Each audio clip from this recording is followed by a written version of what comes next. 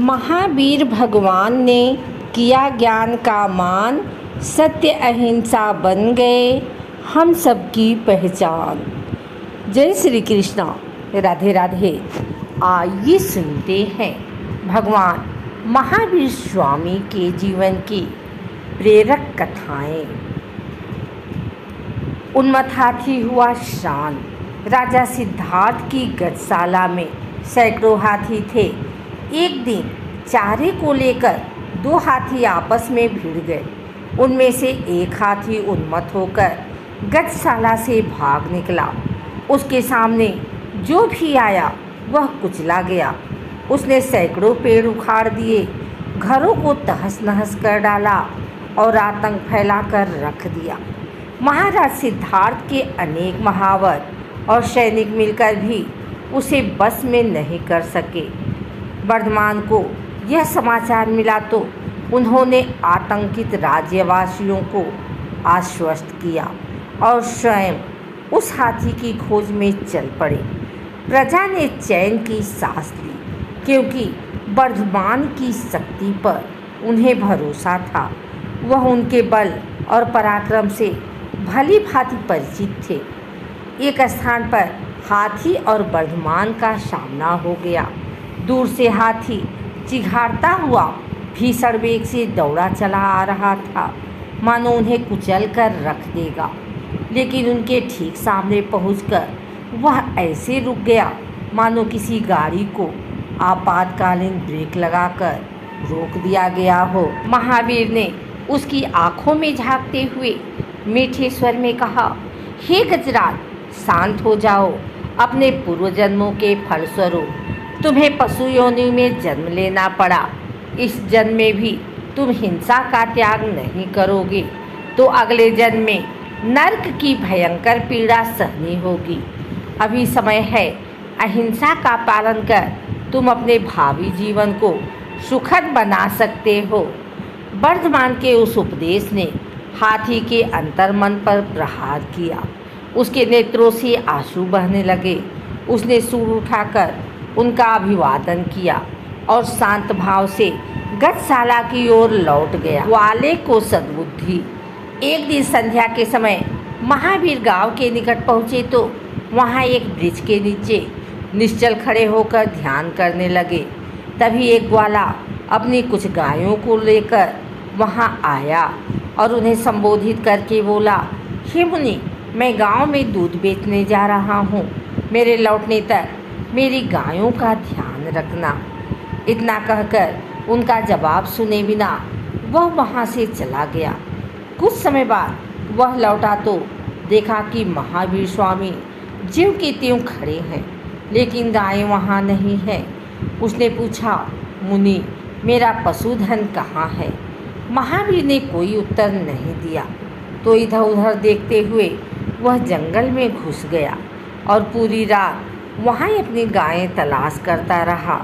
इसी बीच गायें चरकर लौट आई और महावीर को घेर कर बैठ गई। सुबह थका मादा ग्वाला लौटा तो गायों को वहाँ देखकर आग बबूला हो उठा। इस मुनि ने मुझे तंग करने के लिए मेरे गायों को छिपा दिया था, अभी इसकी खबर लेता हूँ। यह कहकर उसने गायों को बांधने वाली रस्सी अपनी कमर से खोली और महावीर पर वार करने को हुआ। तभी एक दिव्य पुरुष ने वहाँ प्रकट होकर उसे रोक लिया। ठहरो मूर्ख, यह क्या अपराध करने जा रहे हो? तुम बिना इनका उत्तर सुने अपनी गायें इनकी रखवाली में छोड़ गए।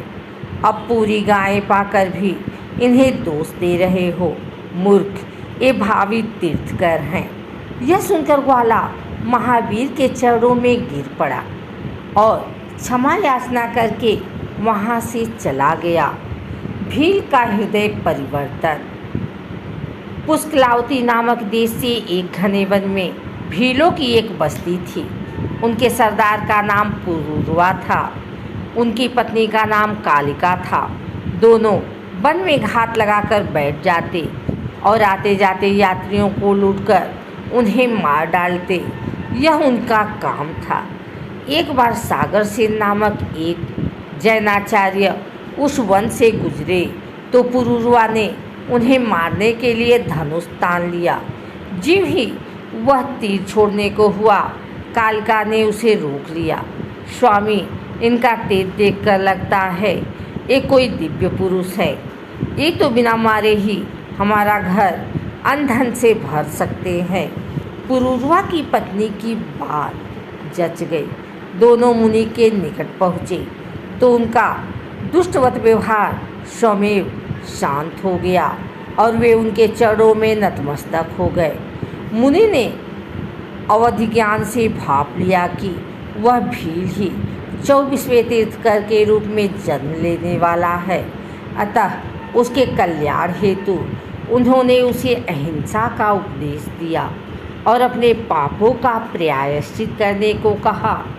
भील ने उनकी बात को गांठ में बांध लिया और अहिंसा का व्रत लेकर अपने बाकी जीवन परोपकार में बिता दिया। निर्धनता से मुक्ति दिलाई।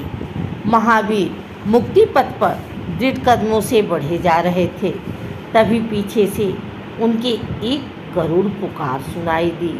उनके कदम ठिठक गए।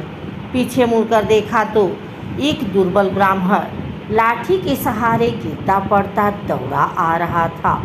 कुछ पल बाद ही वह महावीर के कदमों में आकर गिर पड़ा।